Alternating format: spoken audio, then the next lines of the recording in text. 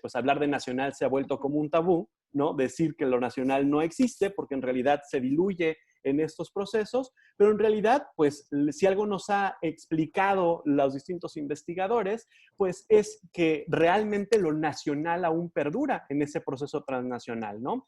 Y algo que mencionaban Kigbee y Lim acerca del transnacionalismo, cuando ellos tratan de definir cómo precisamente existe este concepto, pues ellos dicen que el transnacionalismo está, a final de cuentas, al tanto de la dinámica de los contextos históricos, culturales, ideológicos, específicos involucrados en la producción y recepción de cada película en particular.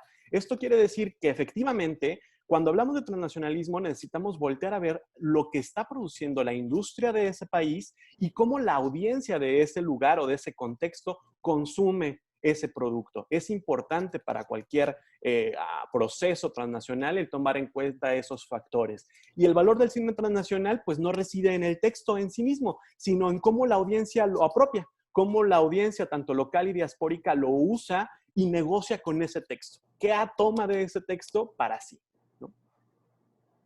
¿Qué más es el último punto en tomar en cuenta? La identidad mexicana. Y aquí pasamos en ese concepto en el que yo digo que aún estamos viviendo una mexicanidad, solo que es una mexicanidad diferente. ¿Qué es la mexicanidad o por qué hemos hablado de mexicanidad todo el tiempo cuando abordamos el tema del cine mexicano? Porque la mexicanidad hay que recordar que fue un proyecto gubernamental. En su momento, después de la Revolución Mexicana, se impulsó ese proyecto para poder homogeneizar a la sociedad, ¿no? ¿Y qué fue la mejor manera de recuperar el proyecto de mexicanidad o de impulsar el proyecto de mexicanidad que la cultura? El cine mexicano durante la época de oro e incluso antes empezó a fomentar ese sentido de unión mexicana, ¿no? Y éramos los mexicanos los que aparecíamos en la pantalla. Sin embargo, pues esa mexicanidad se fue diluyendo conforme la época de oro del cine mexicano también desapareció. Sin embargo, ahora regresa esa mexicanidad, pero desde, yo lo diría, desde un enfoque en el que el mercado, en el que las políticas neoliberales y el libre mercado han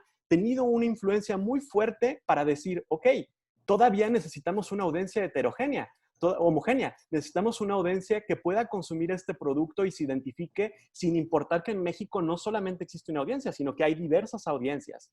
Y para el mercado es mucho más entendible o mucho más factible alcanzar esas audiencias si utiliza un concepto que, bueno, ya en su momento Rojas y Piñón lo definieron cuando hablaron de panlatinidad, pues también se puede aplicar al hecho de la panmexicanidad, ¿no? Cómo estamos viviendo una homogenización en la cual, pues, las compañías que producen las diversas coproducciones, los esfuerzos transnacionales buscan que se genere una cierta identidad similar o simultánea en la cual la mexicanidad parecería, pues, como una constante. Entonces, aquí citando a la doctora Hinojosa Córdoba, que bueno, ella en sus estudios pues, nos ha ilustrado bastante al respecto de la audiencia mexicana y nos ha nos ha logrado ayudar a entender que en realidad sí hay una audiencia cautiva del cine mexicano, que el boom que estamos ahorita teniendo del cine mexicano, por lo menos en taquilla, a pesar de todas las contradicciones que pueda haber en cuanto a la producción, pues es porque realmente hay una audiencia cautiva. Y esa audiencia cautiva, pues son esos jóvenes de entre 18 y 25 años, ¿no? Que son solteros, profesionistas o estudiantes con un trabajo y que en realidad, pues son efectivamente la población de estudio de esta investigación. ¿Cuáles son las preguntas de investigación que surgen de este proyecto? Es cómo define la audiencia mexicana su mexicanidad, cómo reconoce o cuáles son los rasgos que la audiencia reconoce como mexicanos en el cine contemporáneo y cuál es la correspondencia que existe entre la audiencia mexicana, entre los rasgos que ellos consideran propios de lo mexicano y las características que impulsa el cine mexicano contemporáneo. Pues esto nos lleva a una metodología. ¿Y cuál es la metodología de esta investigación? Es un estudio cualitativo con distintos focus groups. Se entrevistaron fueron 5 focus groups con 10 participantes cada uno durante 1 hora, en el cual hubo 15 hombres y 35 mujeres entre 18 y 24 años. Esto se partió de una muestra conveniente de estudiantes de licenciatura de distintas universidades del área metropolitana de la ciudad de Guadalajara, quienes a su vez pues invitaron a otros compañeros a formar parte de este estudio. ¿Cómo se analizaron los datos? Al no existir una clasificación como tal de los rasgos mexicanos o tampoco de las características mexicanas que se desprenden de estas cintas, pues se usó un análisis de contenido convencional en la que tratamos o se trató de que dentro de la investigación se generan nuevas categorías. Tratar de ver cuáles eran las categorías que salían de esta investigación. ¿Cuáles fueron los resultados? Primero, un contexto del consumo del cine mexicano de estos jóvenes. Pues bueno, a pesar de que las cifras oficiales indican que hay un aumento en el consumo del cine mexicano, para ellos ir a ver una película mexicana no es una primera opción. En realidad, para ver una película mexicana, ellos tienen una serie de actividades o una serie de factores de los cuales se apoyan, como es, por ejemplo, identificar actores, actrices, realizadores, o que alguna persona les haya recomendado la película para poder determinar el que esa película es una cinta que pueden ir a ver, ¿no? Cuando ya por fin toman esa elección, la realidad es que el cine mexicano no es muy común, o por lo menos no lo consumen muy comúnmente. Lo consumen una película mexicana en promedio cada 2 meses. Gonzalo, uno de los jóvenes, aquí me atrevo a citar también lo que ellos mencionan, él dice, no voy con la expectativa de que esas películas sean buenas, no. Aunque hay películas que me han sorprendido positivamente, la mayoría solo hicieron perder mi tiempo. Entonces, para ellos saben que muchas veces consumir cine mexicano, o por lo menos así lo definen, es un riesgo. Ahora, ¿cómo concibe la audiencia mexicana su identidad? Primero vamos desde el punto de vista de cómo se ven ellos como mexicanos. Para definirse como mexicanos se identifican 2 principios. En primer lugar, ellos hablan de un mestizaje, y de este mestizaje proviene de una serie de frases que utilizan para definirse como mexicanos. Ejemplo, somos una mezcla de muchas cosas, somos muy variados, nuestra cultura es muy rica. Para ellos es siempre una serie de, una amalgama de diferentes cosas lo que forma la mexicanidad. No es algo puro en sí, es una mezcla de cosas. Eso nos recuerda totalmente al mestizaje, ¿no? A este proceso de mestizaje. Y para ellos la tradición es fundamental. Estoy muy orgulloso de la gastronomía, la cultura, mi familia, las tradiciones, todo. Para ellos, la música, los paisajes, el arte, todos estos rasgos que ellos clasifican como coloridos, son los que despiertan en ellos sentimientos de orgullo y pasión al respecto de su identidad mexicana. Ahora, es cierto que cuando intentan definirlo, llegan a una serie de contradicciones. Y esta cita me parece fantástica porque engloba muy bien el sentido de esa dificultad de definir su identidad. Hablar de un cierto patriotismo, pues en Estados Unidos lo tienen, ¿no? Que se siente que salen con los calzones de bandera por el periódico. Son muy patriotas, pero si te das cuenta no tienen una cultura delimitada. Tomaron de todas partes y dicen somos los mejores. Y en México, pues algo de qué estar orgullosos, de nuestro himno, no. De nuestro gobierno lacra, pues tampoco, ¿no? Entonces yo pienso que yo estoy orgulloso de lo que fue alguna vez y sería cuestión de nosotros tomarlo y volverlo a hacer un México chingón. Entonces, volvemos a darnos cuenta cómo un factor de nostalgia apela en ellos y decir, sí, existió un proyecto de identidad mexicana, hay una identidad mexicana, pero está en el pasado. En el presente parece que está diluida, parece que no existe del todo. Entonces, hay una serie de rasgos que ellos identifican que los hacen ser renuentes a aceptar su identidad mexicana. La inseguridad como consecuencia del narcotráfico, la falta de oportunidades, la corrupción, los malos gobiernos, el egoísmo, la envidia y las preferencias por otras culturas son rasgos que ellos consideran negativos, pero que son comunes en el mexicano promedio, ¿no?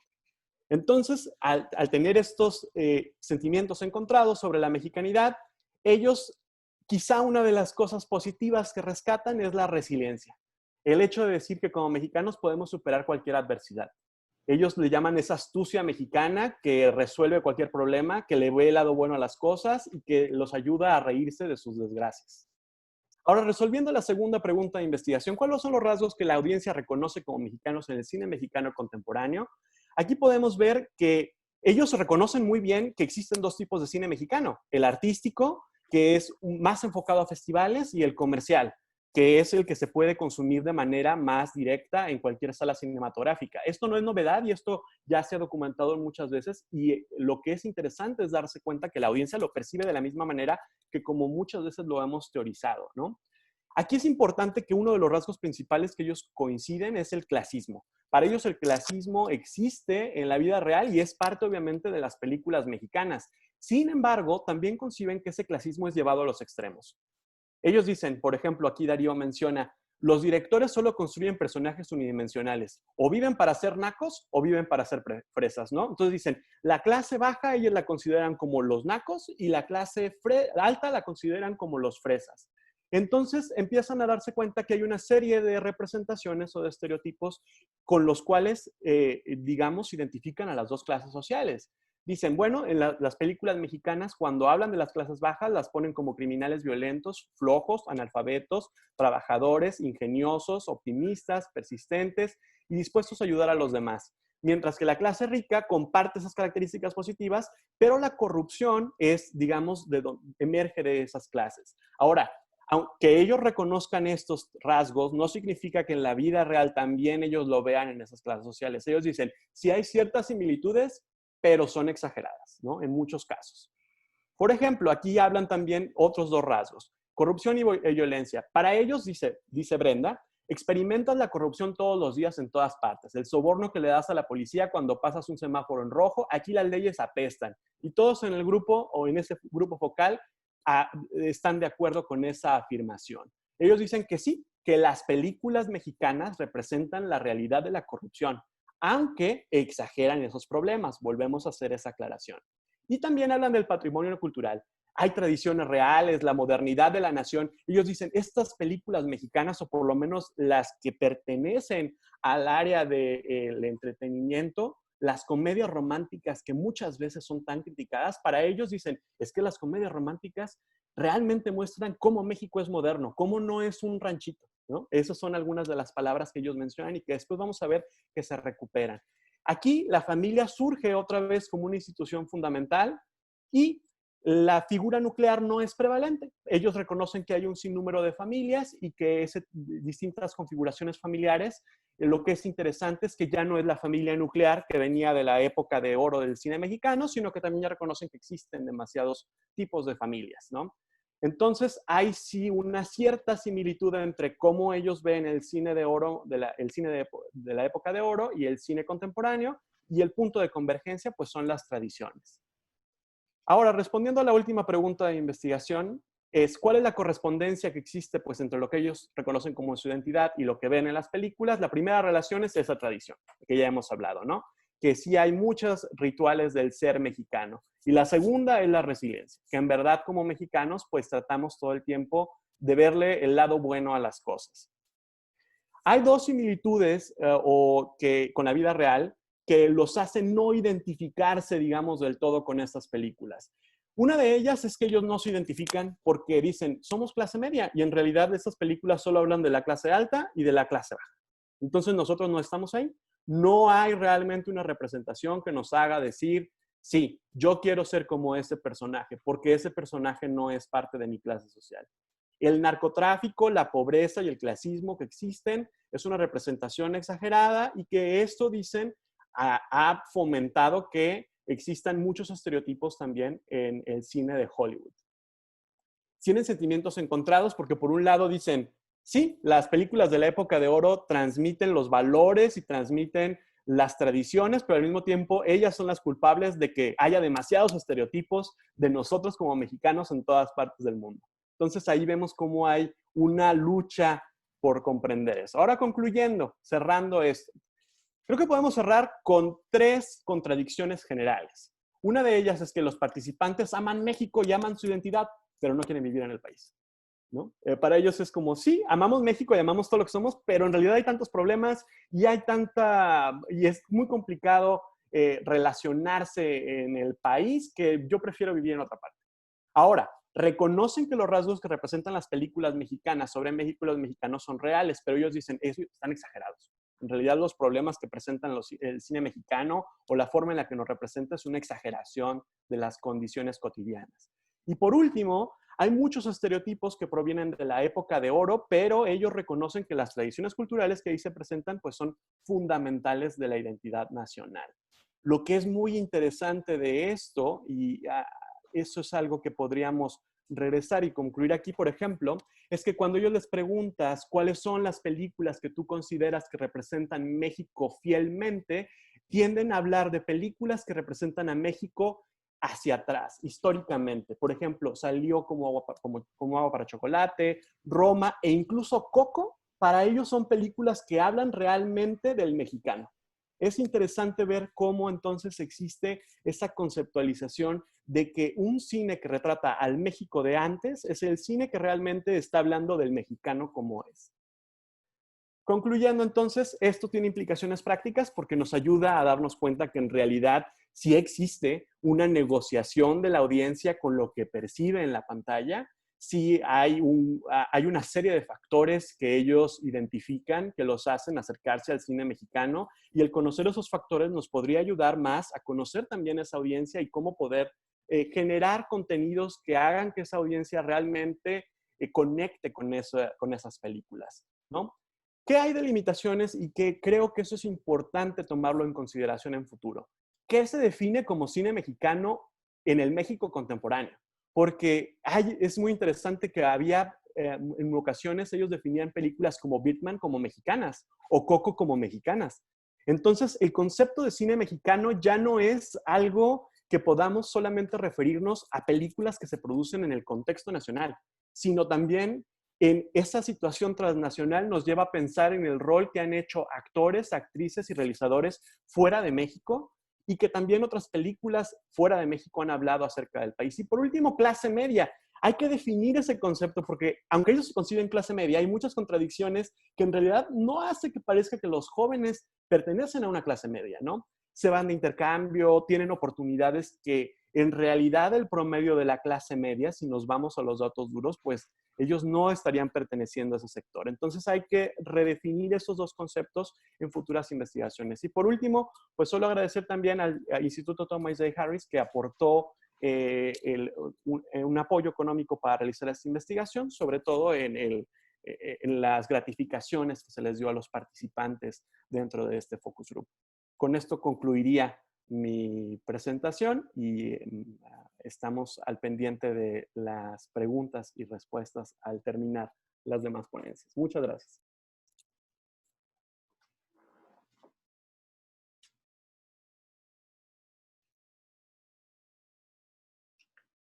Tu micrófono, Lucila. No permite, ya me permitió. Si les parece, dejamos las preguntas al final, porque a lo mejor nos podríamos extender mucho y en un momento dado tal vez podemos interconectar algunas preguntas, ¿verdad? Entre nosotros y entre los asistentes. ¿Están de acuerdo, Gabriel? ¿Sí? De acuerdo. Muy bien. Pues entonces, para continuar con el programa, ahora le tocaría su turno a Virginia Medina Ávila. Virginia, me permito leer su currículum. Es académica de la Universidad Nacional Autónoma de México, investigadora nacional y titular de la cátedra Daniel Cosío Villegas. Es doctora en letras, con maestría en letras mexicanas y licenciatura en ciencias de la comunicación. Sus líneas de investigación son análisis de los fenómenos de la comunicación, cine y literatura, marketing y comunicación política.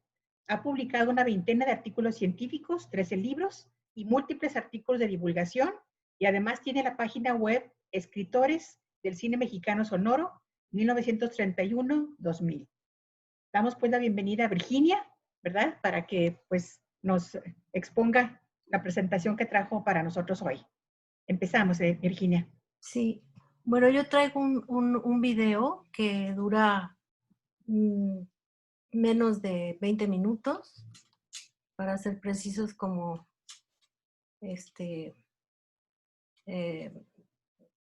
sí, un poquito menos de 20 minutos. Voy a compartir la pantalla.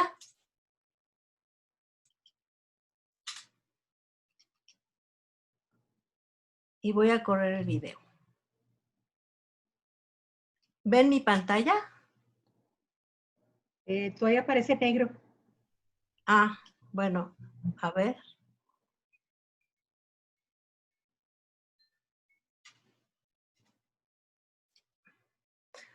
Ah, Ya. Sí, sí Ya la se vemos, vio. maestra.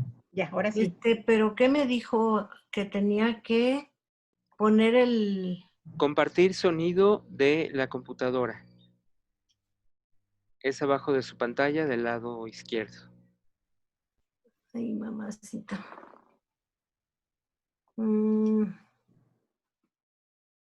Grabar. No le veo.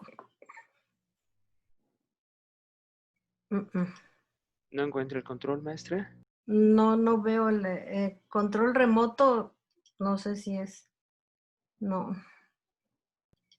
No. Si gusta, cierre su video y vuélvalo a compartir, por favor. Sí.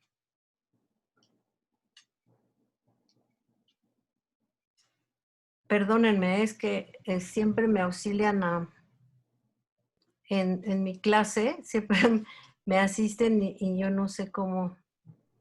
No, no se preocupe, maestra. Voy a volverlo a abrir. Permítanme, porque creo que este no es.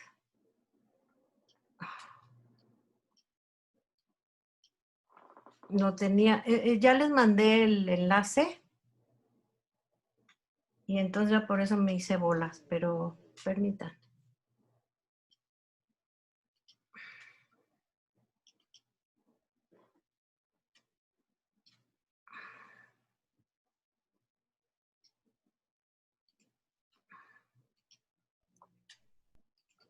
Es que está en negro porque todavía no empieza.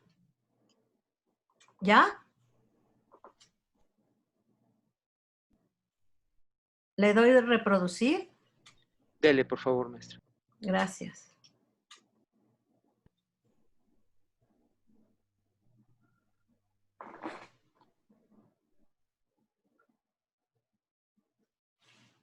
No, no se escucha.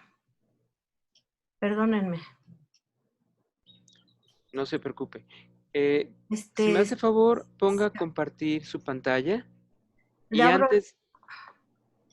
antes de correr el video, busque ese pequeño cuadrito en la parte inferior izquierda que dice compartir el sonido de mi computadora. Grabar, no. Compartir pantalla. Pero antes de compartir, Ya está usted en compartir. altavoz, salida, probar, cambiar audio de teléfono, dejar el audio de computadora. Ese, maestra.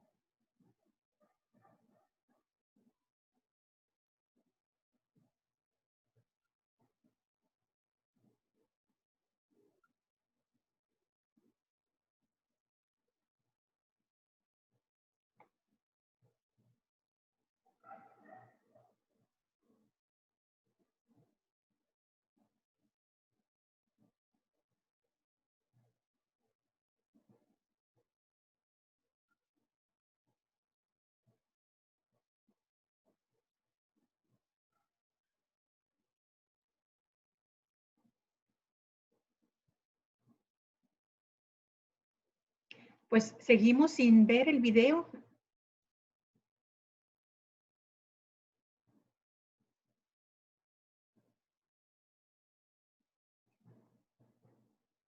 No sé si Fernando esté haciendo algo al respecto. No sabemos qué pasa.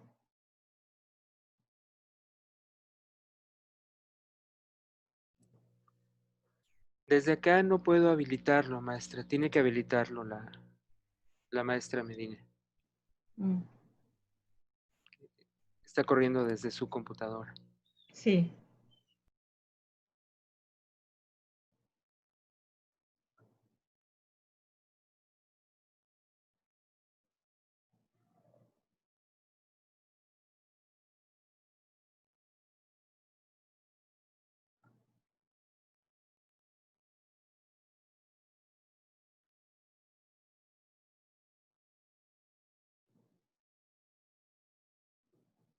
pareciera que estuviera viendo el video ella sola, porque no sé si nos escuche. ¿Nos escuchas, Vicky?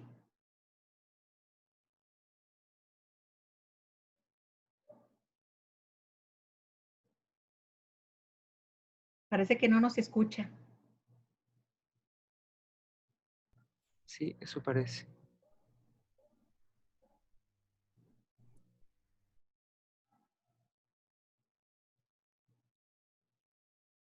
Vicky, ¿me ves?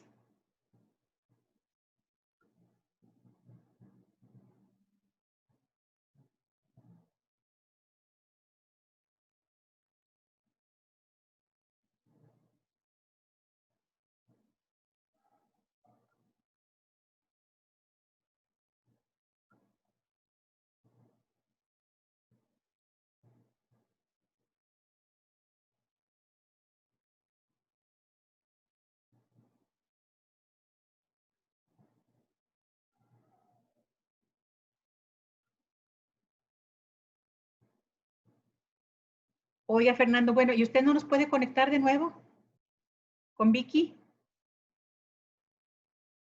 Pues para enterarle Pues que no estamos viendo nada. le notifiqué por el chat, pero no lo Ah, ok, tiene abierto. ok, porque yo le hago señas acá, pero, Sí, pero como que tampoco se desconecta, parece que se desconectó también, a lo mejor se salió de la sesión. no, de hecho está conectada, Ahí pero está, ah, bueno. Bueno, usted es el que le sabe a eso.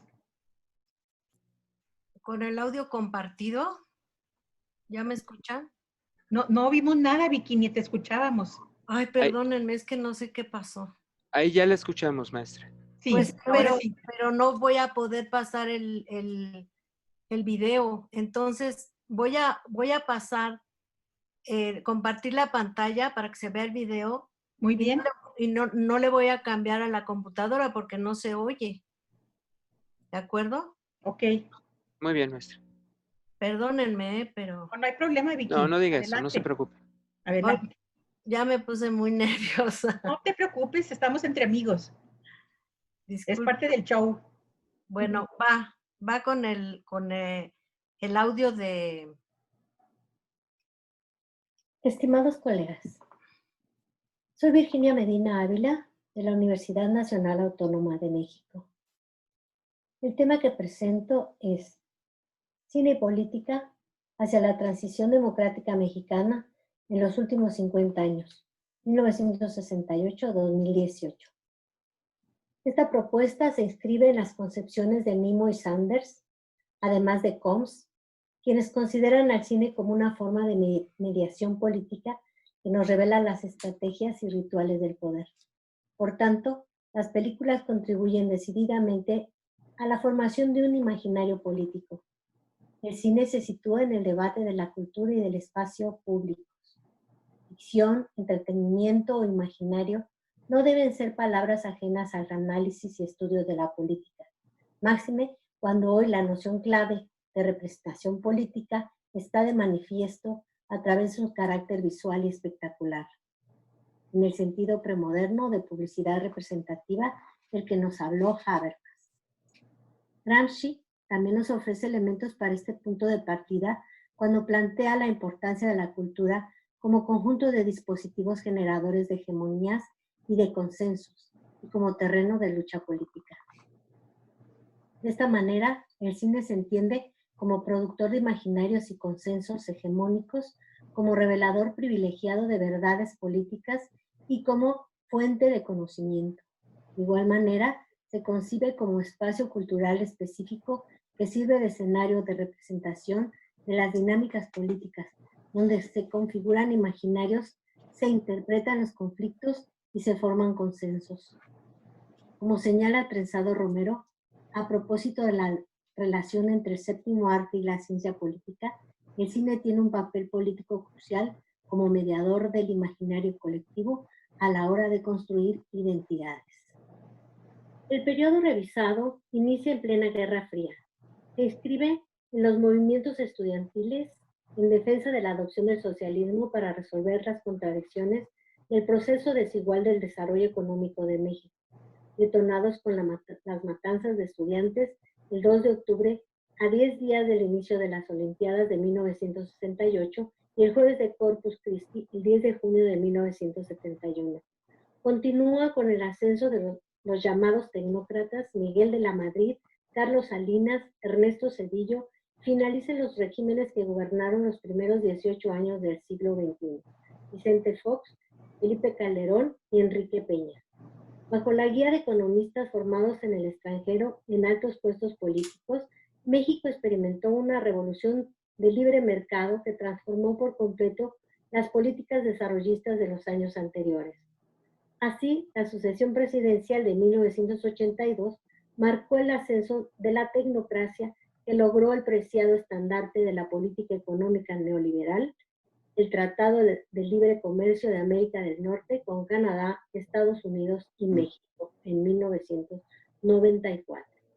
Así, en los años 90, en la exhibición, por ejemplo, se pasó de un sistema centralizado de salas de cine propiedad del Estado y precios subsidiados a la emergencia de un duopolio, Cinépolis y Cinemax, exhibidores privados que privilegiaron la proyección de películas de las distribuidoras norteamericanas, de tal manera que a finales de 2018, solo entre 7 y 12% de las salas mostraron producciones nacionales de un puñado de filmes donde imperó la comedia.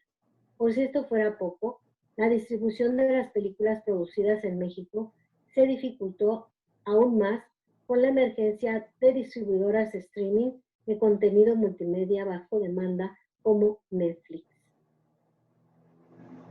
En estas circunstancias, aunque muchas películas se produjeron con el financiamiento del Estado mexicano, el tema político se vio disminuido.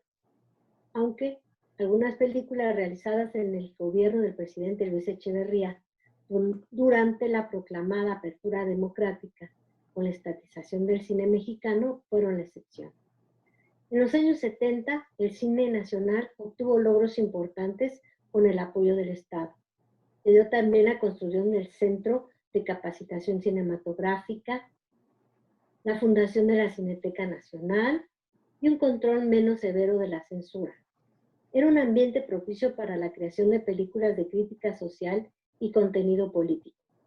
A pesar de ello, esta coyuntura no fue aprovechada plenamente por los directores, negándose así la posibilidad de crear obras donde hicieran patente su compromiso político a la manera de Costa Gabras. Por ejemplo, Calzón sin Inspector, de Alfonso Arau, 1972, una de las producciones más costosas del periodo, fue una de las comedias de contenido político basado en los personajes de la historieta de Eduardo del Río Ríos, que si bien se burló y exhibió la corrupción y excesos del gobernante de una localidad rural, cayó en la ramplonería y el pastelazo. No obstante, a medida que el país experimentaba cambios hacia la transición democrática, se abordaron temas relacionados directamente con las históricas formas de ejercer la autoridad de hegemonías y actuación de grupos de poder, un concepto de Pablo González Casanova en La democracia en México, como los caudillos, los caciques regionales, el ejército, el clero y los empresarios. Al cumplirse 50 años del parteaguas ideológico y social que transformó la vida política de México, se habían realizado varias películas de ficción y documentales que abordaron en 1968 en México. El cine mexicano aún tiene una profunda deuda con el movimiento estudiantil. Ficciones y documentales han tratado de capturar la trascendencia de un convulso y agitado fenómeno social que a 5 décadas de sucedido aún hace sentir sus efectos en distintos órdenes de la vida nacional. Entre películas que abordan los sucesos de octubre del 68, tenemos una que destaca, Rojo Amanecer. Las dificultades de su realización, la falta de presupuesto y las complicaciones para su distribución la afectaron. Además, los censores, presionados por la jerarquía militar, impidieron la identificación del ejército como responsable de la matanza estudiantil y se encargaron de retrasar su exhibición 1 año y medio. Nuestro recorrido del cine político inicia a partir de 1968, con el emblemático documental El Grito, y sigue con cintas de ficción de crítica al sistema con temas identificados de la siguiente manera. Sobre el movimiento estudiantil de 1968, sobre los déficits de los sistemas de procuración e impartición de justicia, de las causas relacionadas con las pugnas por el poder político, acerca del funcionamiento del sistema político mexicano, sobre los sucesos de Jueves de Corpus del 10 de junio de 1971, de la Guerra Sucia de los años 70, represión institucionalizada de parte de políticos, caciques, empresarios y diversos cuerpos policíacos involucrados, enfrentamiento en San Salvador Atenco de 2006 entre policías y ciudadanos, Revolución Mexicana de 1910, rebelión del Ejército Zapatista de Liberación Nacional, el magnicidio de Luis Donaldo Colosio. En lo referente a cineastas cultivadores del cine político en México, quienes han mantenido continuidad y han dado testimonio de las luchas sociales y los conflictos relacionados con el ejercicio del poder político, sobresalen Felipe Casals, Luis Estrada, Gabriel Retes, Juan Pérez Gavilán, Alejandro Pelayo, Jorge Fons y Carlos Volado.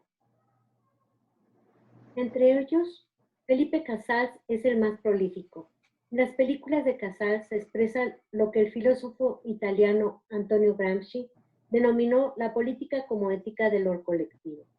Esto es, un concepto de la relación entre ética y política porque considera necesario e inevitable la participación del individuo ético en los asuntos colectivos, en los asuntos de la polis.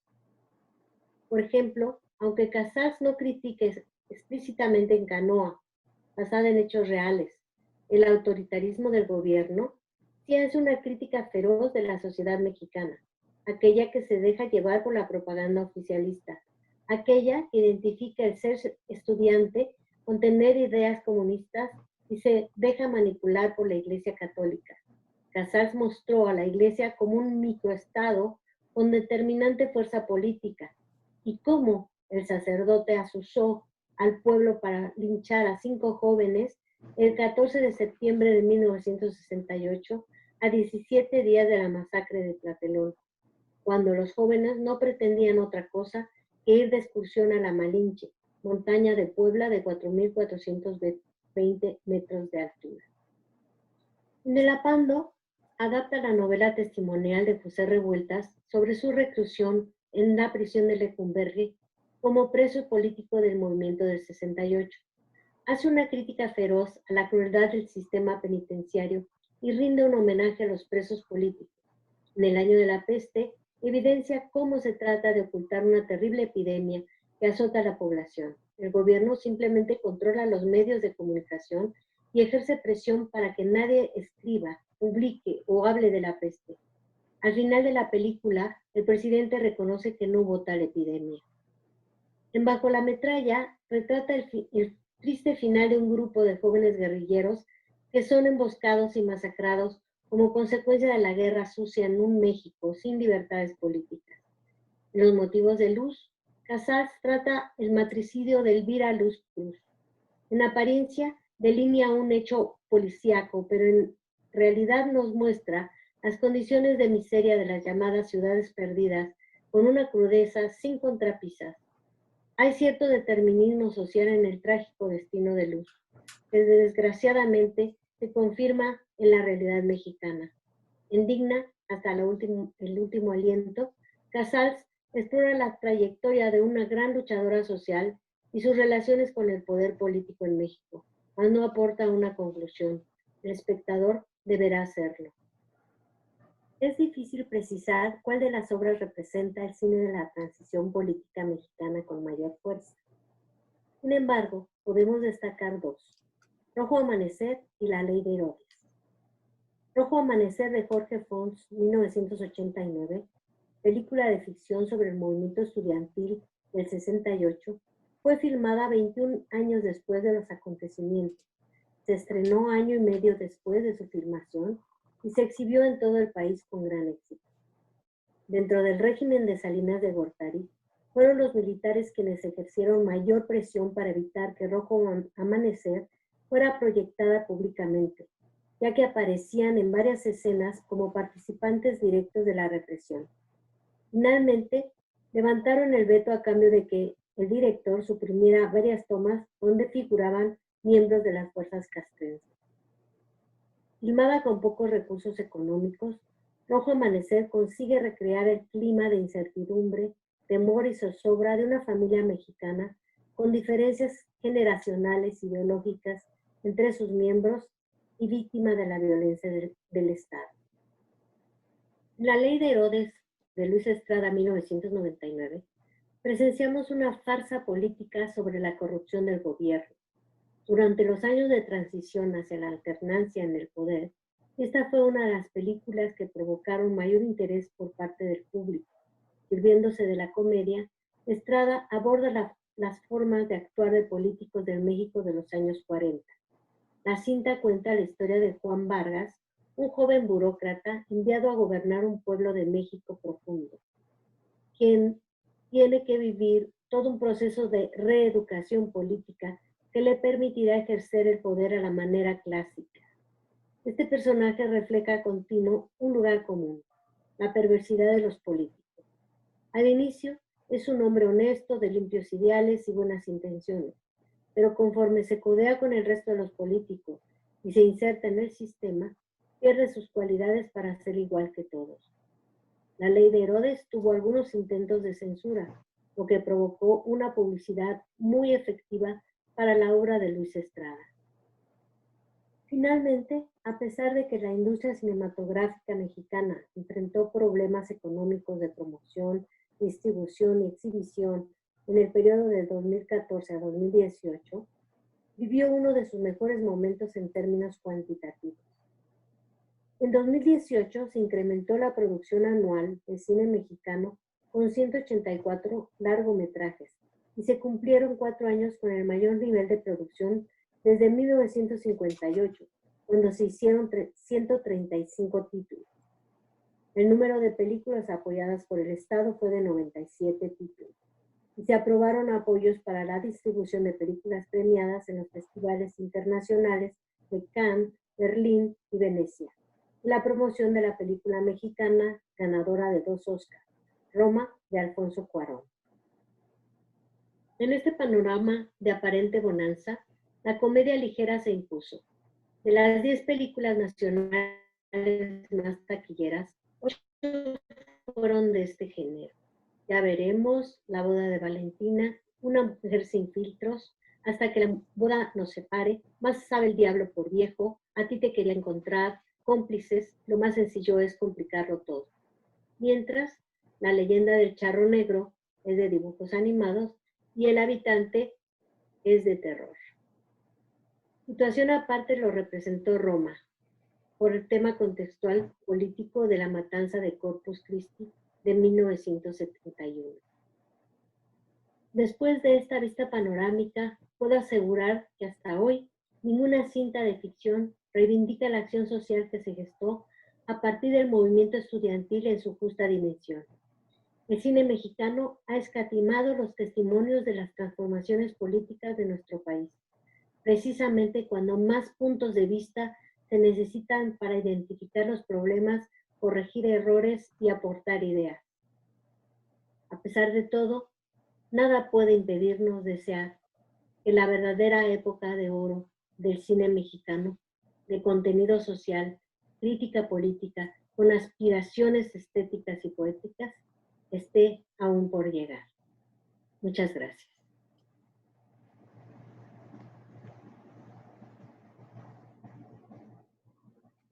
Bueno, pues ya. Ahora, ¿cómo me regreso acá? Está compartiendo. Voy a dejar de compartir.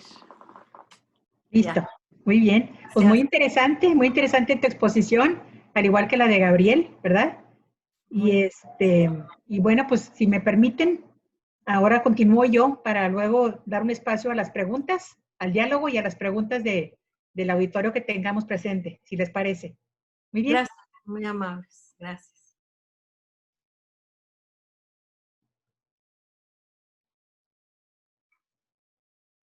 Bueno, espero que lo estén viendo. ¿Sí? Sí. Bien. Yo hice una presentación muy sencilla, es un PowerPoint, pero pues espero que con esta exposición pues se introduzcan al tema que quiero exponer. Mi tema se llama Emociones e Identidad en el Cine, análisis de los procesos de recepción cinematográfica de películas mexicanas entre jóvenes y adultos mayores. Yo soy profesora, investigadora en la Facultad de Ciencias de la Comunicación de la Universidad Autónoma de Nuevo León. Actualmente pertenezco al Sistema Nacional de Investigadores, estoy en el nivel 2. Tengo varios libros, varios artículos. Tengo 30 años de trabajar en mi universidad. No creo que me jubile pronto, todavía me falta. Y pues espero que esta exposición pues les entretenga un poco.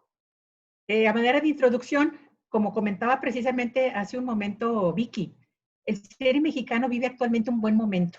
El último anuario estadístico del 2009 nos reporta 216 largometrajes que se produjeron precisamente el año pasado y 101 se exhibieron en las salas de cine comercial. La producción ha sido la más alta, de hecho superó la del 2018, como lo mencionó Vicky, en la historia del cine nacional hasta ese año, aunque el número de largometrajes exhibidos fueron menos. En el 18 se exhibieron 115 y en el del 19 ambas se presentaron 101, ¿verdad? La historia reciente del cine mexicano, ya desde el punto de vista de la economía política, muestra que este se recupera de luego de una época de crisis, resultado precisamente de las políticas adoptadas para integrarse al Tratado de Libre Comercio, que ahora se llama TECMEC, ¿verdad? Pero es lo mismo. Entre las políticas adoptadas, la más crítica fue las modificaciones a la Ley Federal de Cinematografía relativa a la exhibición, ya que en la legislación vigente hasta el 92 se establecía que el 50% de las pantallas debían destinarse a la exhibición de películas mexicanas, pero con la reforma se redujeron a 10%. Esto devino en una caída de la producción y la exhibición y por ende en el menor consumo de películas nacionales. Una nueva generación de realizadores está produciendo películas que están atrayendo de nuevo a los públicos, a las salas de cine, como las que nos presentaron de portada precisamente Gabriel y Vicky. Públicos que también ven un cambio generacional, de tal manera que podemos decir que el cine mexicano vive una nueva época de oro en el siglo XXI. Por un lado, películas comerciales como No se aceptan devoluciones de Eugenio Derbez y Nosotros los Nobles de Gary Alarraqui empezaron a traer de nuevo a los públicos a ver cine mexicano, siendo aceptadas, comentadas y recomendadas. Por otro lado, el todavía reciente premio Oscar a la mejor película extranjera, Roma, de Alfonso Cuarón, son síntomas de que tanto nuevas generaciones de cineastas como de públicos están dando impulso a esta nueva época para el cine mexicano. El propósito de este capítulo que les presento, ¿verdad? Es el capítulo de un libro, el que les estoy presentando, es presentar una mirada a la recepción que de las películas mexicanas recientes tienen esos públicos, jóvenes y adultos mayores, explorar las emociones que les provocan y los estados de ánimo que presentan antes y después de ponerse a estas películas, así como si experimentan identificación con los personajes. Es algo parecido a lo que nos presentó hace un momento Gabriel, sin embargo, considerando otra perspectiva y otras variables, que igual a lo mejor al ratito discutimos sobre ellas. Las preguntas que dieron origen a este estudio fueron: ¿qué emociones despiertan las nuevas películas mexicanas en los espectadores jóvenes y adultos mayores? ¿Cuáles son los estados de ánimo de los espectadores asociados a la recepción cinematográfica de estos films? ¿Qué elementos de identidad encuentran en los personajes y situaciones que se ven representados? Y si existen diferencias entre los procesos de recepción cinematográfica de jóvenes y adultos mayores, y si existen estas, precisamente, ¿cuáles serían? Introduzco un poco aquí la noción de adultos mayores porque estadísticamente hablando y demográficamente también es un segmento de la sociedad que tiende a crecer, ¿sí? Dentro de una generación se perfila que sea el 15% de la población total, cuando el número de nacimientos está decreciendo.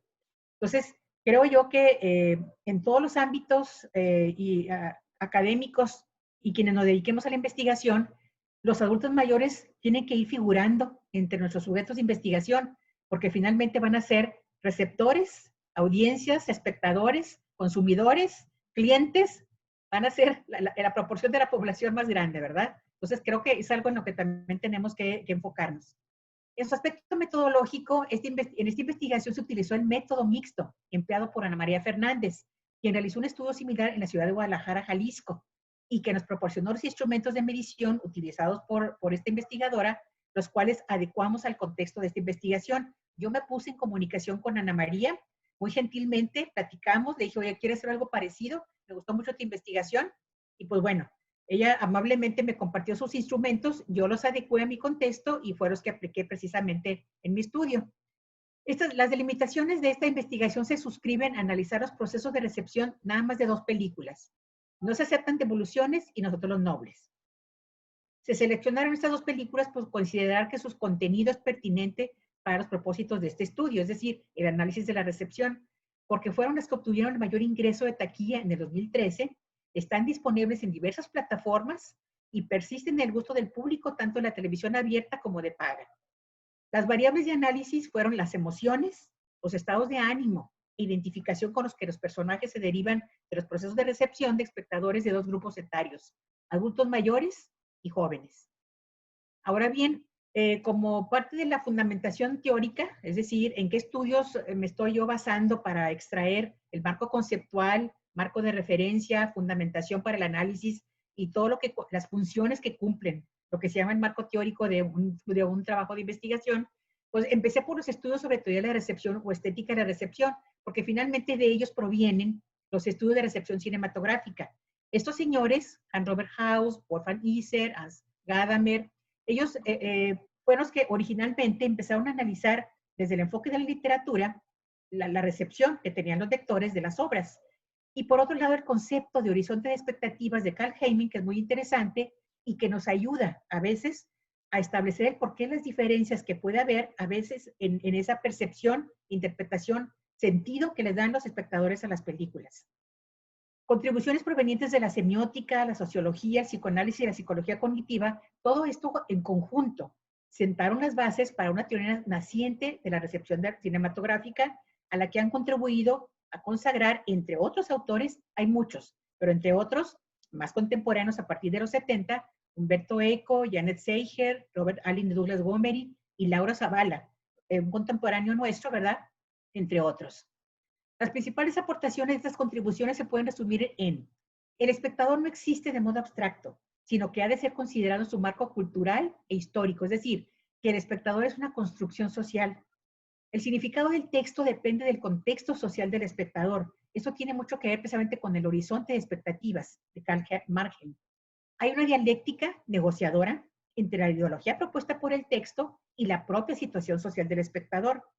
Y el estudio sobre el consumo de películas ha de ser empírico. ¿Qué quiere decir?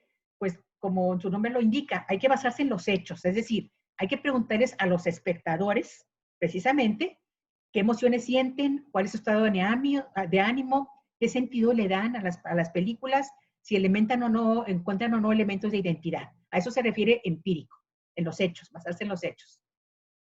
Por otro lado, también busqué fundamentar mi estudio en algunos estudios que han hablado precisamente de la emoción fílmica, teorías derivadas de la psicología, del psicoanálisis y del cognitivismo. El cognitivismo destaca el papel activo del espectador y su participación en la decodificación y las experiencias afectivas vinculadas a la visión de las películas. La emoción fílmica forma parte de un ciclo combinado de percepción, cognición y acción, lo cual supone un sujeto activo que experimenta un circuito causal que conduce de los mecanismos perceptivos a la respuesta emocional, pasando por el procesado cognitivo precisamente. El estudio de las emociones fílmicas ha de abordar en extenso todos los mecanismos que la provocan, desde la iluminación a las convenciones de género de las películas, pasando por la puesta en escena, la gestualidad de los actores, la gestión de la cámara, el sonido, la música, los recursos narrativos, englobando todos estos factores o agentes en el concepto de estilo, lo que provoca las reacciones afectivas en el espectador cinematográfico. Por otra parte, dentro de ya del campo de la identidad y emociones, la otra variable de estudio, encontramos que la identificación con el personaje es un mecanismo en el que las personas experimentan una narración desde dentro, como si lo sucedido en la pantalla de la película les estuviera pasando a ellos. Algo de esto nos comentó precisamente Gabriel en su exposición. Existen varios conceptos multidimensionales que explican diferentes procesos. Entre estos están la empatía emocional, la empatía cognitiva, la absorción en el relato y la atracción personal hacia los personajes. Todos estos en conjunto forman o son diferentes aspectos de la conformación de la identidad. Por otro lado, la identificación es un proceso imaginativo y no una emoción o actitud. La persona tiene una pérdida de autoconciencia paulatina y el reemplazo temporal de la identidad propia por el del personaje. Es decir, se mete, ¿verdad?, en el papel del personaje, se emociona, decimos nosotros coloquialmente. Esta identificación se puede interrumpir cuando el espectador es consciente de sí mismo por situaciones externas, un estímulo o la finalización de la película.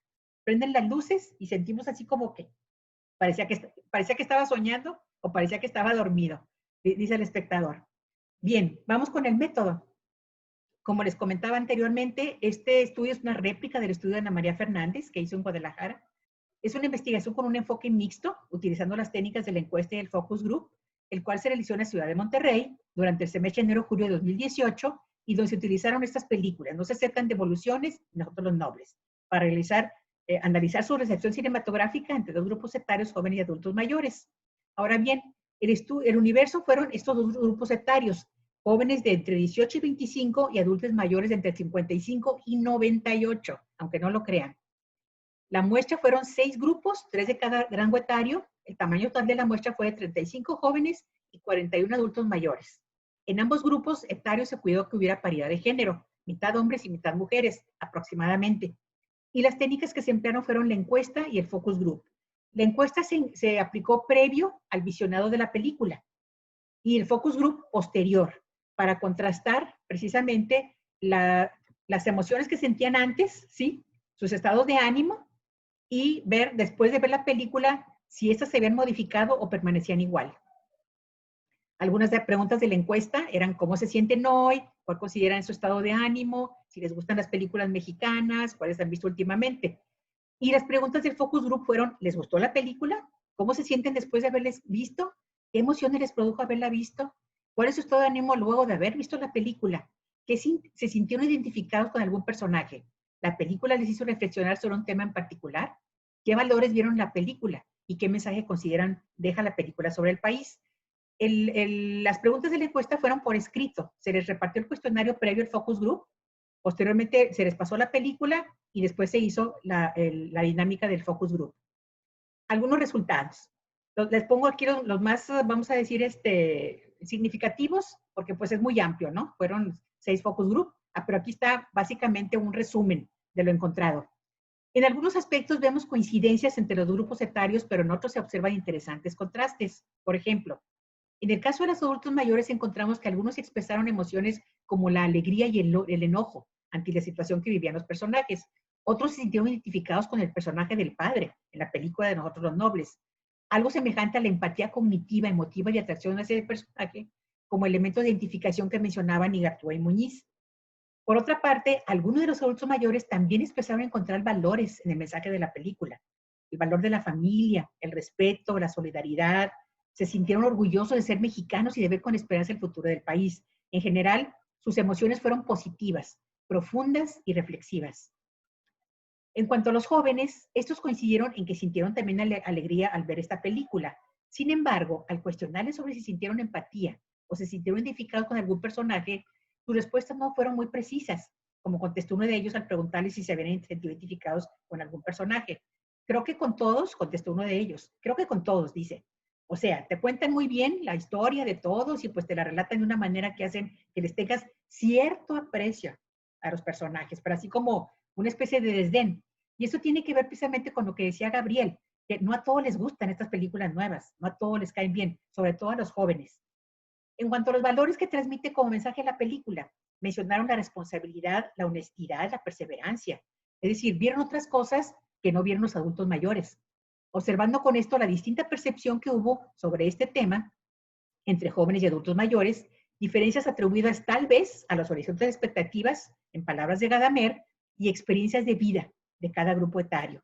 Lo que se llama el horizonte de expectativas, es decir, todo el bagaje, marco de referencia que tenemos detrás de nosotros, históricamente, contextualiza la interpretación y el sentido que le damos precisamente a a las películas. Ahora bien, con la película no se tratan de evoluciones y encontramos más semejanzas que diferencias. Lo anterior era de la película de Nosotros los Nobles. Encontramos más semejanzas que diferencias con respecto a las emociones que les provocó su visionado y sí encontraron elementos de identidad. Los adultos mayores expresaron haber sentido alegría, tristeza, enojo, identificándose con algunos de ellos como Félix. Uno de los adultos decía, con Valentín, porque, o sea, era el papá de los personajes de esta película. Dijo, porque para mí la familia es muy importante. Y otra participante, Rosy, quien dijo, es que uno haría cualquier cosa por los hijos. Lo mismo que haría él, yo creo que haría yo, así lo haría yo. Lo cual de nuevo nos lleva a la empatía cognitiva y emocional citadas por Igartúa Muñiz. De manera interesante, los jóvenes fueron más expresivos con respecto al por qué les gustó la película. Dicen, es una lección de vida, es una buena película, está muy interesante, nos enseña cómo enfrentar la vida, es muy emotiva la película. Incluso expresiones como, me gustó mucho, porque propone ideas nuevas del cine mexicano. Entonces, vamos a ver cómo se sintieron ahora como mexicanos al ver estas dos películas. Y a lo mejor eso precisamente también se relaciona con el tema de Gabriel. Dice, los adultos mayores tuvieron expresiones de mayor empatía hacia las situaciones que vivían los personajes y que atribuyen a las condiciones del país. Como les decía yo, por su horizonte de expectativas, por su marco contextual. Entre los jóvenes, mientras unos dijeron sentirse orgullosos por las películas, otros expresaron lo contrario, criticando el que según ellos se hagan este tipo de películas mexicanas. Y vemos esa contradicción, ¿no? Entre los jóvenes. Unos las ven bien y otros no las ven tan bien. En resumen, y con base en los hallazgos, no podemos afirmar de manera contundente que los jóvenes y adultos mayores experimenten diferentes emociones y estados de ánimo al exponerse el visionado de las películas, ya que si bien encontramos algunas diferencias, fueron más las similitudes. En cierta forma, por ejemplo, en los valores, en las emociones que encontramos, salvo la identidad, pero emociones y valores más o menos salieron compartidos. Por otra parte, los adultos mayores tienen una mejor opinión de las nuevas películas mexicanas. Les gustan y se identifican con personajes y situaciones. Mientras entre los jóvenes sus opiniones fueron más divididas. Unos las elogiaban y otros las criticaban de manera muy negativa. En general, encontramos que al igual que en el estudio realizado por Fernández en Guadalajara, los adultos mayores fueron más reflexivos al expresar las emociones que las películas despertaron en ellos. Mostraron una mayor empatía hacia las situaciones que vivían los personajes y lograron identificarse más con estos, lo que a la vez tal vez sea por la edad y experiencia que tienen y que los hace más empáticos con ciertas situaciones ajenas. También los adultos mayores se identifican más con los personajes que los jóvenes porque han pasado por circunstancias similares que los han hecho aprender y salir adelante. Que los hijos se van, que se enojan, que pierden a un familiar. Esto los jóvenes pues aún van por el camino, ¿verdad? Entendiendo ciertas cosas y todavía no logran tener esa visión, ese horizonte de expectativas que marca los procesos de recepción fílmica de los adultos mayores. También entre los jóvenes, si bien expresaron respuestas más contradictorias entre sí, en algunos de ellos logramos descubrir que estas dos películas mexicanas despertaron en algunos de ellos emociones intensas, incluso reveladoras como la nostalgia, la cual se hubiera esperado que expresaran más los adultos mayores. Finalmente, y con esto concluyo mi presentación, consideramos que estos resultados pueden servir de insumo para que estudios similares se realicen en otros contextos, realizando análisis comparativos entre estados o regiones, buscando identificar similitudes y diferencias, no solo entre grupos de distintas edades, sino entre las subculturas que subyacen geográficamente en el país. Como decía Gabriel, y un curso también vi que en su momento, es decir, ser mexicano es muy distinto aquí en México que en Estados Unidos, o en Japón, o en Alemania. Es decir, como que el sentido de mexicanidad se vive de manera distinta, se experimenta y tiene un sentido distinto, ¿no? Los resultados pueden ser de utilidad no solo para quienes están detrás de la exhibición y distribución cinematográficas, sino también para los cineastas, que conozcan más de cerca de las emociones que experimentan los espectadores que se exponen a sus productos simbólicos y con ello tengan un mayor acercamiento a sus públicos. Es decir, que vean al público más que como una estadística, como alguien que está disfrutando, que se está entreteniendo, que está gozando, ¿verdad?, con sus películas. Por último, queremos llamar la atención de quienes están detrás de la definición de políticas públicas, para que tengan elementos de juicio, léase nuestro Congreso de la Unión, para que tengan elementos de juicio en la toma de decisiones para la elaboración de propuestas e iniciativas que impulsen al cine mexicano y fortalezcan su consolidación como patrimonio nacional y cultural. Y bueno, pues finalmente aquí una de las referencias de apoyo que pues luego ustedes pueden consultar.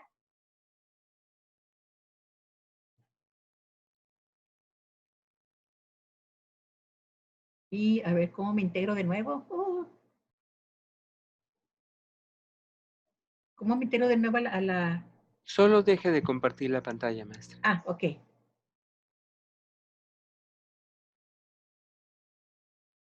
La torre, pues es que cerré la presentación y ya no sé si... Ah.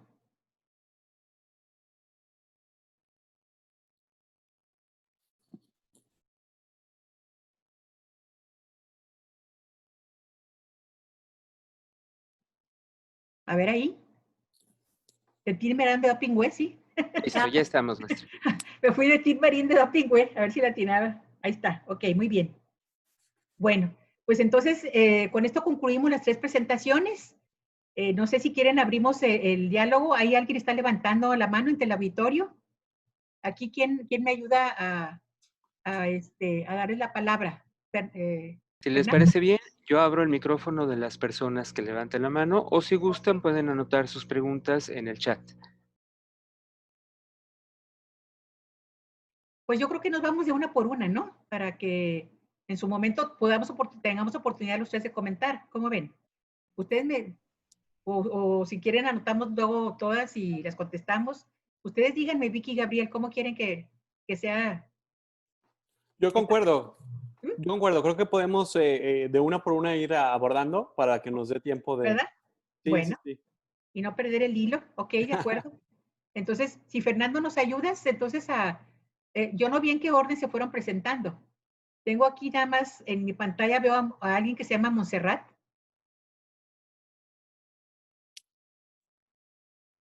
Ah, aquí está Lisbeth Espinosa, dice. En el caso de Gabriel y Lucy, me gustaría saber qué elementos sociodemográficos tomaron en cuenta para sus muestras y por qué. Si quieres, contesta tú primero, Gabriel. Claro que sí. En mi caso, más que elementos sociodemográficos, como fue una investigación explorativa, tomamos o se tomó como punto de partida lo que la doctora Hinojosa Córdoba pues, ha aportado al campo, que es esta identificación de una audiencia adolescente. Me gusta llamarla adolescente porque creo que sí, en un proceso todavía de adolescencia, ¿no? Aunque estén dentro de la universidad.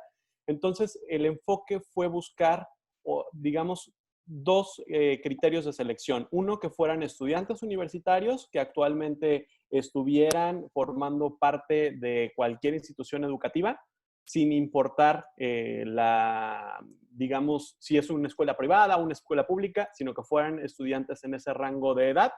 Y en segundo lugar, que hubieran visto por lo menos en los meses anteriores una película mexicana, o sea, que tuvieran un récord de haber visto una película mexicana al mes en los últimos 3 meses, por lo menos. Y a partir de ahí fueron, digamos, los criterios de selección.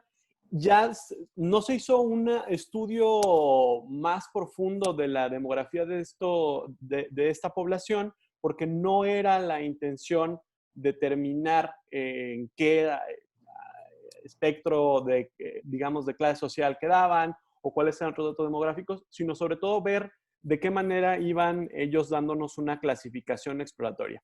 En posteriores investigaciones creo que sí es necesario voltear a ver esos datos más a detalle demográficos e incorporarlos a la conversación.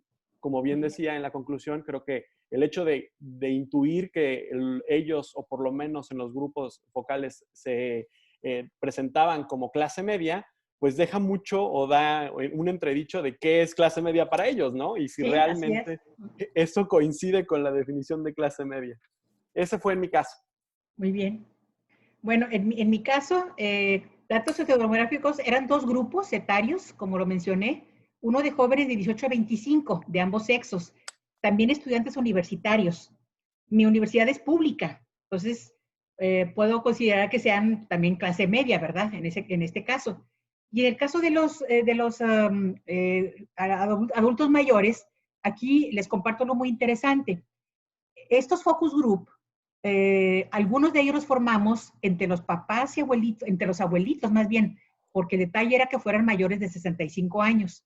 Entre los abuelitos de los jóvenes estudiantes, juntando abuelitos y vecinos, y algunos de ellos fueron a estancias para adultos mayores. Y esa experiencia fue muy, muy interesante y muy bonita porque los muchachos llegaban con palomitas y refrescos con los viejitos. Los viejitos estaban emocionadísimos porque iban a ver una película y luego iban a platicar con ellos. Y por ejemplo, el que les mencionaba de 98 años, ay, ¿cuándo vuelven a venir? Les decían a los muchachos. Y entonces, a la hora de que los muchachos expusieron sus experiencias de su trabajo, la verdad, pues, algunos de ellos emocionadísimos porque dijeron, nunca pensamos que fueran a recibirnos así los viejitos, ¿verdad? Contentísimos y felices de que fuéramos y que fuéramos a ir otra vez. Entonces, realmente, en las estancias, pues hay adultos, eran estancias, vamos a decir, donde los adultos mayores, pues hay de todo. Ahí pues están los que pueden, a los que los hijos, supongo, algún familiar o ellos con su propio recurso pueden pagar. Entonces, pues realmente no había un criterio definido, vamos a decir, ¿no? Sobre el perfil de poder adquisitivo, por decir algo, ¿no? Nada más eran adultos mayores de ambos sexos y pues que dispuestos a ver una película. Ese eran mis datos elementos sociodemográficos. Muy bien. Aquí tenemos otro comentario. Muchas felicidades a los ponentes, muy buenos temas de investigaciones. Soy Sandra Marisol. Qué padre, muchas gracias. No sé, ¿alguna otra pregunta del público? ¿Alguno de los asistentes que quiera hacer? Dice, para la doctora Medina, ándale Vicky, nos dio una lista de directores destacados en temas políticos. ¿Existe alguna directora mexicana que dentro de sus películas tenga un acercamiento a temas de política mexicana? Sí, sí.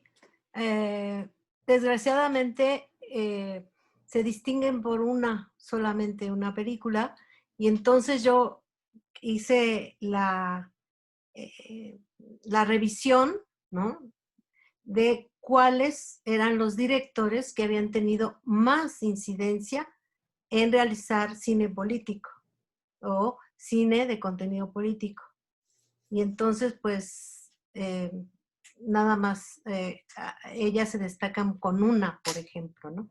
Pero bueno, sí me faltó hacer esa distinción, ¿no? Esa distinción de género, ¿no? Que cuántas mujeres hacen películas de tono político, y pues nada más, sí fue una omisión muy, ya me di cuenta al final, pero yo me basé en la cuestión cuantitativa, ¿no?, de los temas políticos.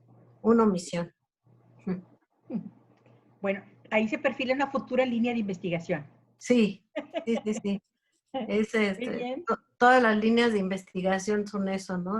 Son vetas inacabadas.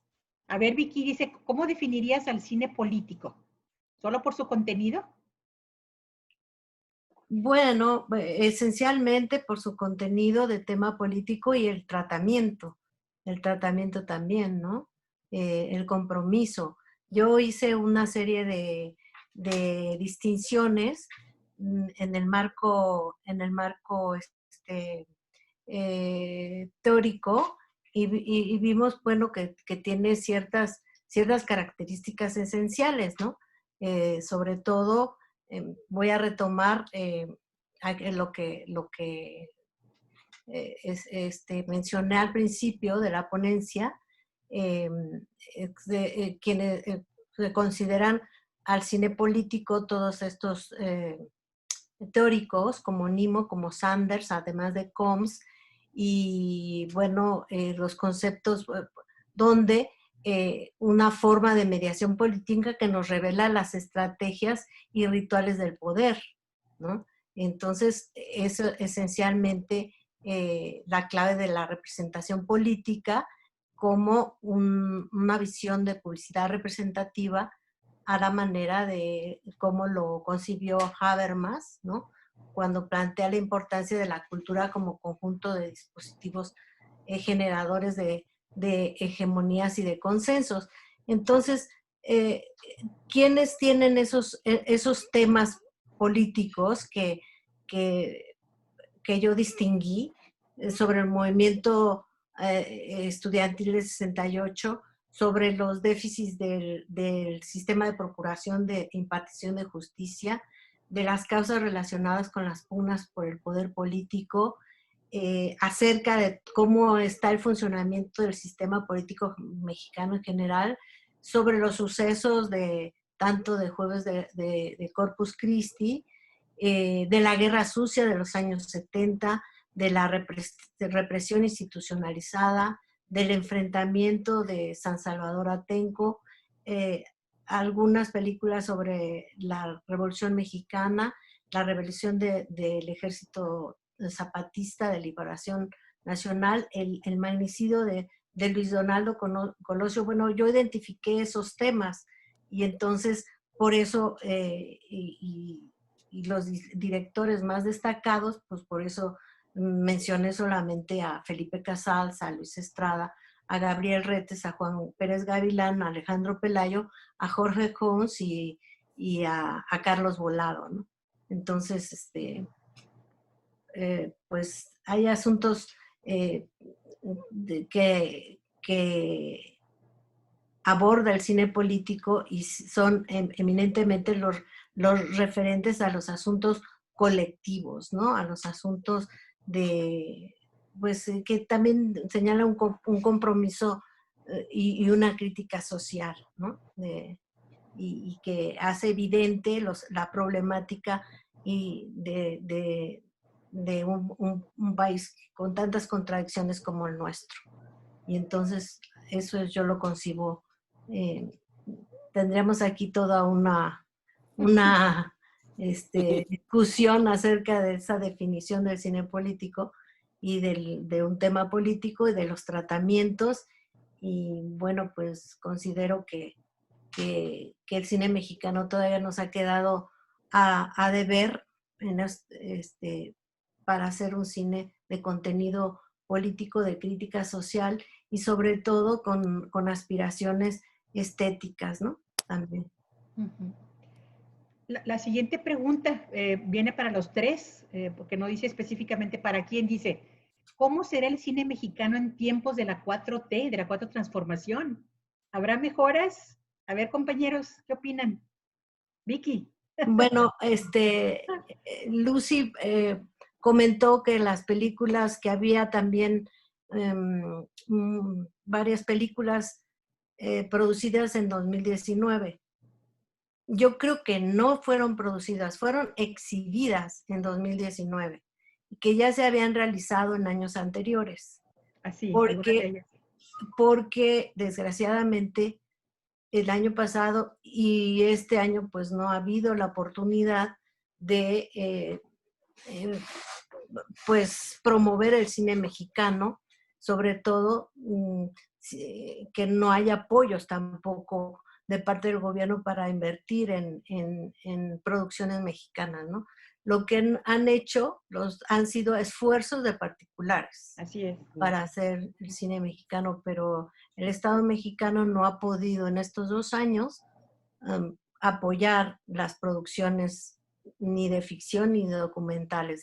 Desgraciadamente yo veo un panorama pues triste, ¿no? Desolador, en medio de toda esta problemática política y sobre todo económica. De hecho, más necesitamos estas producciones, ¿no? En las últimas, vamos a decir, decretos casi, ¿verdad? De parte del actual gobierno, de la 4T, pues está la eliminación del estímulo del Fidecine.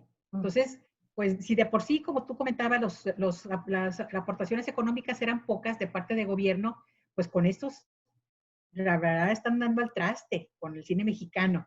La gente no está yendo al cine por las restricciones. Está perdiendo miles de millones de pesos, tanto los exhibidores como los productores, porque sus películas no se están exhibiendo, ¿verdad? Entonces, realmente, como tú dices, el panorama pinta muy triste, muy triste. No creo que vaya a haber mejora. Este año va a ser la debacle para el cine nacional, a lo mejor peor que cuando entramos al TLC, posiblemente. Pero eso no lo vamos a saber hasta que el año que entra se haga realmente una evaluación del impacto que están teniendo estas nuevas políticas, ¿verdad? Sí, y totalmente concuerdo con la visión tanto de la doctora Medina como de la doctora José Córdoba, en el sentido de que en realidad creo que es complicado poder hacer un análisis de la función que pueda tener el gobierno en los siguientes años. Lo que nos ha enseñado la historia es que tendemos a hacer un análisis más apropiado a distancia, es decir, una vez que ya pasó ese tiempo y podemos ver cómo realmente fue el desempeño y podemos darnos cuenta de los resultados del desempeño de un gobierno en eso. Sí es desalentador también, y creo que eso es un tema que hemos venido arrastrando en la industria del cine mexicano, que es una desconexión muy grande en el tema de las audiencias. Porque creo que muchos de los esfuerzos de producir cine mexicano nacen de la necesidad, valga el uso de la palabra, de la necesidad autoral, en el sentido de que es el autor de la película el que le interesa tener un mensaje, comunicar un mensaje, pero no se pone a ver, o en muchos casos no hay realmente un desarrollo de una visión estratégica como negocio del cine. O sea, no hay realmente una industria como tal porque no existen los medios para formar cineastas que realmente conozcan de una lógica del cine como negocio. Y ahora tenemos este tipo de espacios donde platicamos cómo la audiencia conecta con ciertas situaciones y nos damos cuenta pues que hay una lucha interna en los espectadores por aceptar estos productos. Sin embargo, los productos se siguen, o por lo menos yéndose solo a lo cuantitativo, para los productores parecería que es la panacea el hacer películas similares. Sí. Y no voltean a ver a las audiencias. Y creo que esa ha sido la gran desconexión. Creo que en México tenemos un gran problema de desconexión entre el quehacer teórico y lo que implica realmente el análisis de cine y lo que nos puede dar a la práctica del quehacer cinematográfico y el quehacer. Hay como por lo menos yo lo percibo desde este lado de la trinchera, desde el teórico, creo que desde la parte práctica parece que rechazarse todo lo teórico, ¿no? Como que parecería que no tiene una practicidad lo que abordamos en este tipo de mesas. Y creo que en realidad se pierde la riqueza de esto. Y la riqueza es esa aplicación que hemos estado hablando cada uno de nosotros al respecto de cómo en realidad si hubiera aquí cineastas, si hubiera gente de la industria, podría aplicar estas investigaciones precisamente en la práctica. Así es. Bueno, aquí, Diana Arismendi quiere... Sí, está pidiendo la palabra. No sé, Fernando, si le puedes dar la palabra a Diana. Me parece que ya me escuchan. Sí. Ok. Ahí está Diana. Sí, gracias. Bueno, a partir de los estudios que mostraba usted, doctora, y también el doctor Gabriel, donde hay como emociones o la identidad del cine o identificarse con estas cosas, pensé en varias películas que he visto que no, como que a veces no entran en esta clasificación, que por el contrario, la gente dice que se identifican mucho, pero no en un buen sentido. He escuchado mucho esto de, no queremos ver la realidad en el cine porque pues verla diario ya es triste, ¿no? No sé, esto sucede en películas de Ama de Escalante, incluso Roma, ¿no? De Cuarón.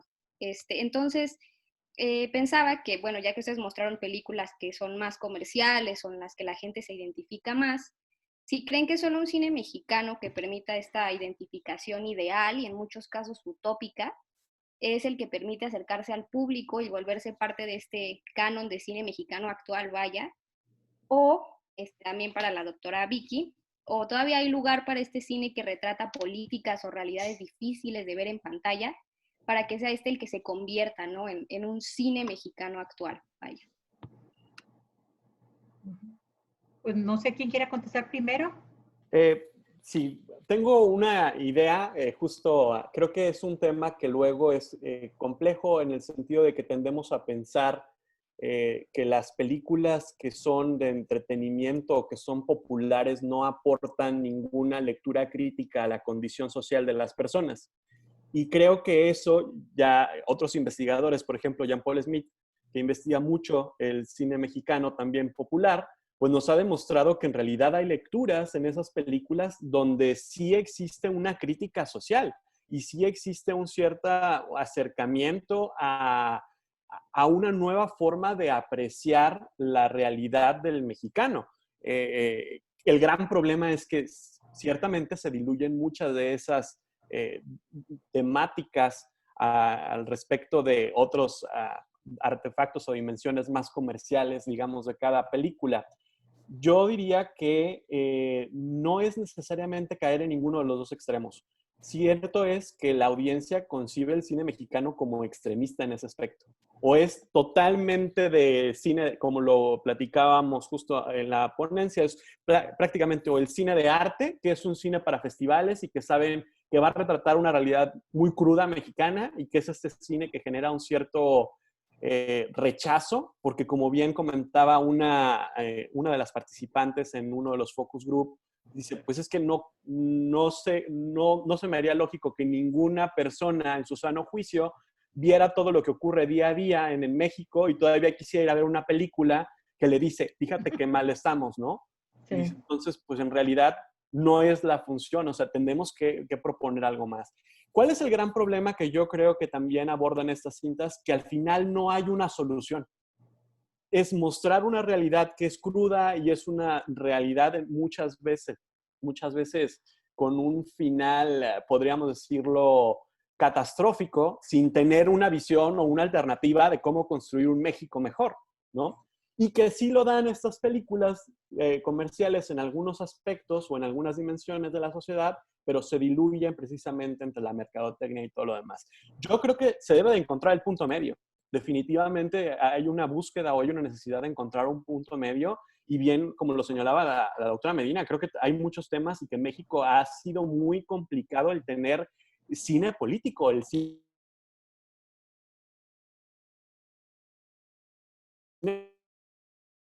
que solamente una situación o un contexto y que vaya más allá y que diga, ok, esto es lo que estamos viviendo, esto es las diferentes dimensiones y podemos ir lejos. Y creo que, por ejemplo, Un Mundo Maravilloso de Luis Estrada va en esa línea también, ¿no? Nos ha mostrado Luis Estrada en algunas de sus películas que hay un México posible.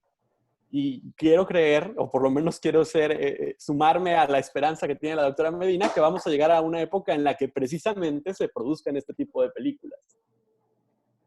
Pues sí, esa es la gran aspiración, que el arte no solamente sea para, pues, el arte en este caso, donde hay películas de comedia, no solamente tendría que ser para la evasión, ¿no? Para olvidar los problemas durante 120 minutos y, como diría Román Gubern, salir pues muy contentos, olvidando todos los problemas, ¿no?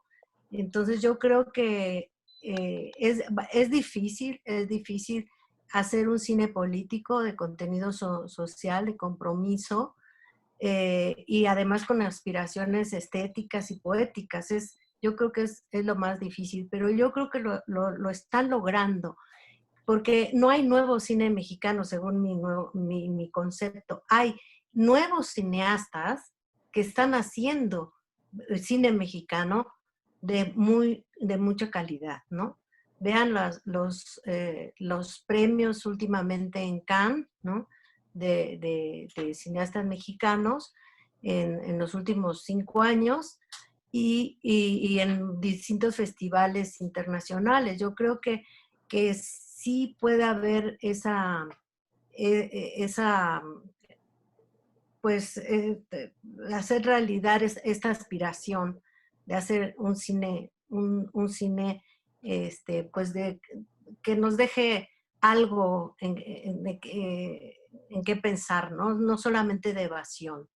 Yo creo, Diana, que es una de las aspiraciones que los nuevos cineastas tienen, ¿no? En ese sentido, y que, pues, desgraciadamente, el cine, la película, es una mercancía. Y ahí, el cine es una industria, la película es una mercancía, y de ahí su gran contradicción.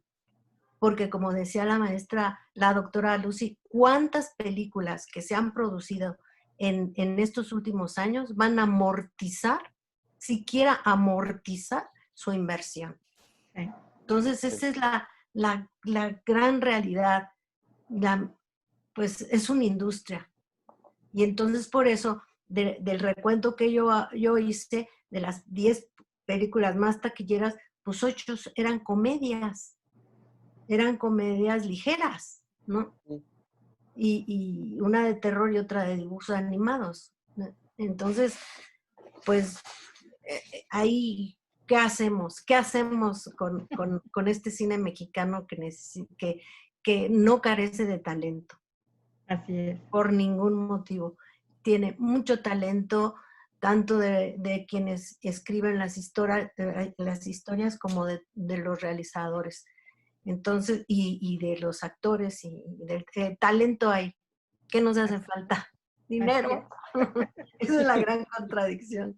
Sí, yo agregaría, no es decir, tendemos a hablar del público como si fuera una masa homogénea, y en realidad son muchos públicos. Sí. Es decir, así como la mercadotecnia trabaja sobre la segmentación de mercados, así en el caso del cine mexicano, en las películas mexicanas, hay segmentos de población que tienen diferentes preferencias y diferentes gustos.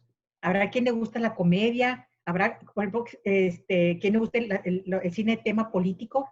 Ahí viene el estreno mañana, de hecho, de El Nuevo Orden, de Michel, ¿verdad? Una película precisamente de corte político muy interesante, que a lo mejor a mucha gente no le va a gustar, ¿sí? Pero que va a crear polémica porque pues refleja de alguna forma, por la reseña que he leído, ¿verdad?, la sociedad actual en la que vivimos, la sociedad mexicana, ¿no? Entonces, hay temas hay películas de cine político, hay películas de contenido de comedia, que como dice Vicky, son las que tienen más aceptación, porque hay grupos del público que lo que buscan es precisamente todavía eso, olvidarse un poco de la realidad cotidiana, ¿verdad?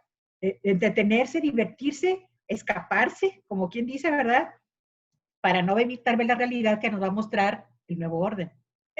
Entonces, esa es la dinámica del cine. Es decir, la dinámica es una simbiosis entre la realidad en la que vivimos, la que quisiéramos tener, ¿sí?, y la que tuvimos.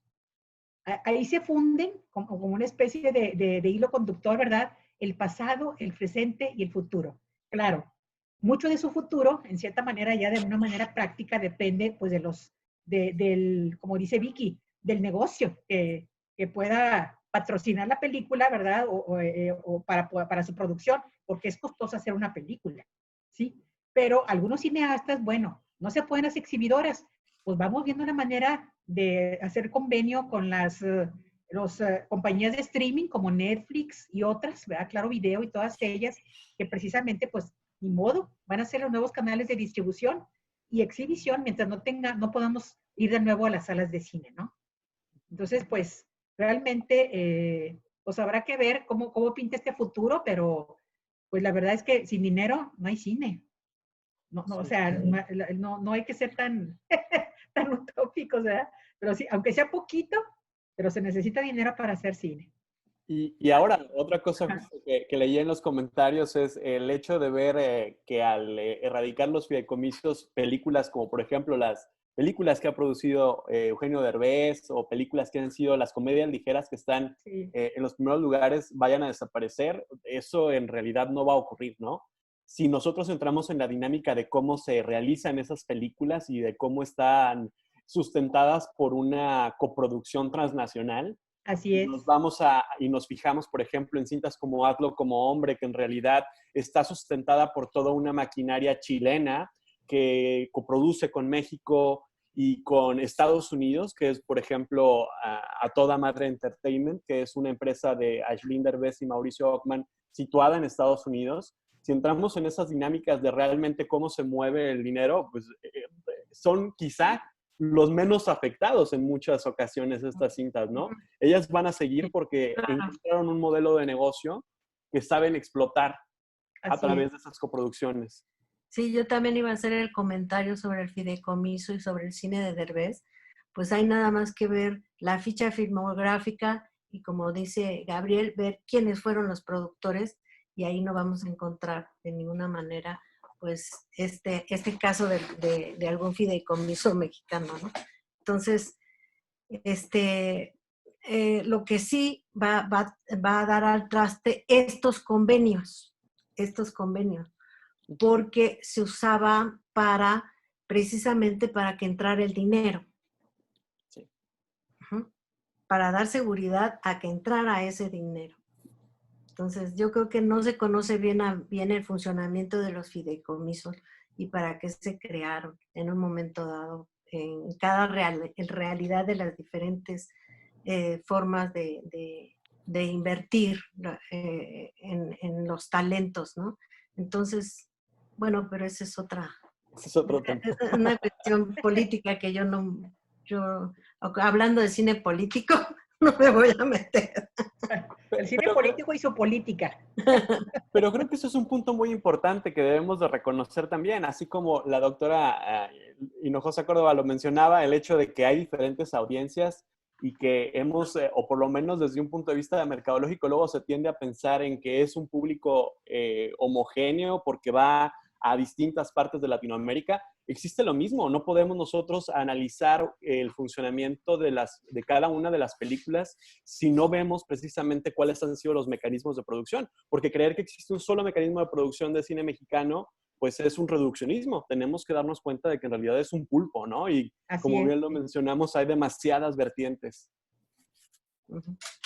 Lo que hay que preguntarnos es, por ejemplo, por qué Eugenio Derbez, cuando hizo sus películas comerciales, se tuvo que ir a Estados Unidos para hacerlas. ¿Por qué Guillermo del Toro? ¿Por qué este otro Iñárritu? Es decir, nuestros cineastas desafortunadamente tienen que ser profetas en otra tierra para que crean en sus posibilidades como creadores, triunfen en el extranjero para que luego se les reconozca en el país, ¿sí? Entonces, la verdad, pues, es muy multifactorial, vamos a decir, ¿no? El futuro de nuestro cine mexicano, pero como dicen precisamente Vicky y Gabriel, hay que estar atentos a cómo esta dinámica se va dando, porque pues esta emergencia sanitaria nos está afectando en lo económico, en lo político, en lo cultural, nos va a afectar por mucho tiempo, ni se diga en la educación, ¿verdad? Entonces, pues hay que estar muy atentos a esto y pues precisamente pues a través de su análisis y de investigaciones como las que los invitamos a los estudiantes a que pues que participen, ¿verdad? Con sus profesores para que pues empiecen a tratar estos temas, ¿no? Y los podamos luego discutir en posteriores congresos.